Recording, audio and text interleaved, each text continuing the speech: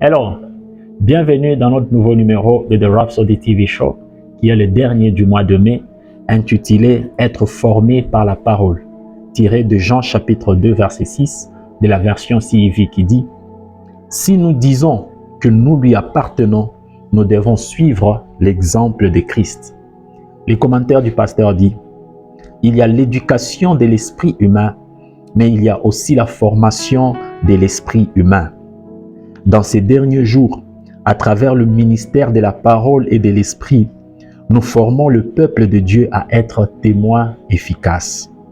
Le corps de Christ est en train de grandir et grâce soit rendue à Dieu de rendre possible que beaucoup plus de gens écoutent la parole de Dieu et soient formés.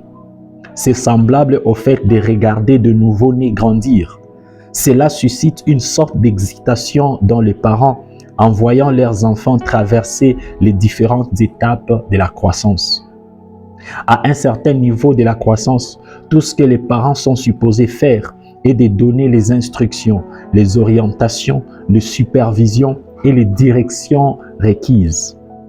Ils veillent à ce que les bébés se nourrissent bien, reçoivent le bon traitement, vivent dans le bon environnement, font des exercices physiques, ainsi de suite.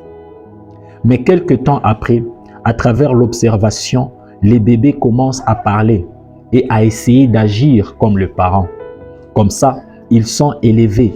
Les choses que vous faites les affectent et ils ont tendance à devenir un peu plus comme vous. C'est la même chose spirituellement parlant. L'apôtre Paul a dit dans 1 Corinthiens chapitre 11 verset 1, il dit « Soyez mes imitateurs comme je le suis moi-même de Christ. » Maintenant, parce que le Seigneur est en communion avec nous, nous parlons, nous nourrissons et faisons des choses devant nous. Et nous avons sa parole pour nous donner une image. Nous devenons de plus en plus comme lui. Agissant, parlant, interagissant avec les autres comme il l'aurait fait.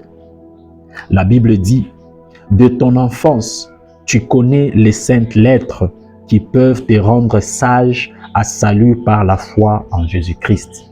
Tiré de 2 Timothée chapitre 3 verset 15. Ouvrez votre cœur pour être éduqué par la parole.